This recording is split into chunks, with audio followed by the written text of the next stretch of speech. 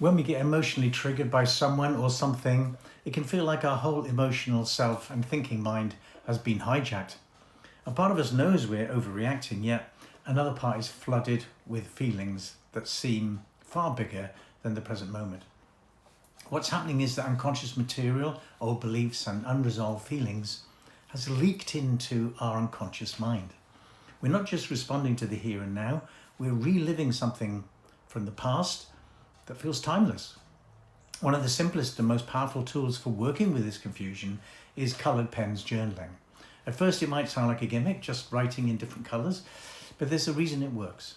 When we write in colour, we begin to externalise the different inner voices that are usually tangled together inside our mind. We separate the parts of ourselves and our minds that so often speak over one another, and we give each of them a space to be heard. You start with one coloured pen of your choice to represent your adult self. This is the grown-up, observing part of you, the part that can stand back and notice what happened. You set the scene, like a reporter. What was said, what you saw, what triggered you. This grounds you in the present moment and prevents you from slipping completely into old emotional patterns. Then you change pens. You choose a new colour to represent your inner child. And here you write from the rawest place of feelings. I feel hurt, I feel scared, I feel small, I feel invisible, I feel sad, I feel angry. You let the child speak out honestly without censoring or rationalising. This is important because so often in our early life, our inner child's feeling voice was silenced or minimised. By giving it a colour, a pen and a page, you're saying, I'm listening now, your feelings matter.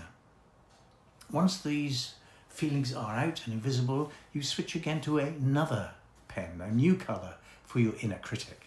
This is the harsh, judgmental voice within your mind, the one that says, you should have handled that better, you're weak, you don't belong, you don't matter, nobody cares. It can feel uncomfortable to let this voice speak, but this page in your journal is a safe and private place. By writing it down, you make the inner critic visible. And when you see its words in black and white or red and blue, you realise that this voice is not who you are. It's simply an echo of your unique past. Finally, you pick up a fourth coloured pen. This one represents your inner nurturing parent. This is the part of you that is compassionate, kind, and also strong enough to challenge the inner critic. It comforts your inner child. I see your pain. You didn't deserve that. You're safe now. And it sets boundaries with the inner critic. Stop. This isn't true. You don't get to speak like that anymore. The nurturing parent is the voice that begins to bring balance, care, and protection into your inner world. The beauty of this exercise is that what usually happens in the shadows of your mind is now on the page in front of you. You can see the interplay. You can see how your inner child and your inner critic often collapse into each other, creating an endless, codependent cycle of shame and feelings of hurt. And you can see how, by externalizing these voices, your sensible adult self and your supportive and nurturing parent gain more strength. Over time, every time you get triggered, this practice rewires the way you respond to emotional dysregulation. Instead of being swept away by unconscious reactions, you begin to pause, to notice and to separate. You learn to soothe your vulnerable inner child, to stand up to the inner critic, and to lead with your capable adult self. The unconscious beliefs that once dictated your responses start to loosen their grip. What once felt like overwhelming reactivity becomes an opportunity for self-awareness, healing and integration, responding rather than reacting. This is healing in action.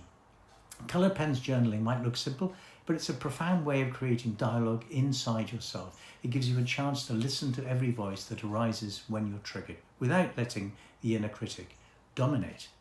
And perhaps most importantly, it strengthens your burgeoning inner nurturing parent, the part of you that can gradually both love and protect your younger self, to love and care for you in ways that were missing when you grew up. The more you practice, the more you'll find that your adult self feels steady, your inner child feels safe, your negative inner critical parent loses its power, and your nurturing parent grows into the positive guiding voice of your unique life. If you'd like help with journaling, get in touch. Visit my website. Book a free discovery call. Let's see what's possible.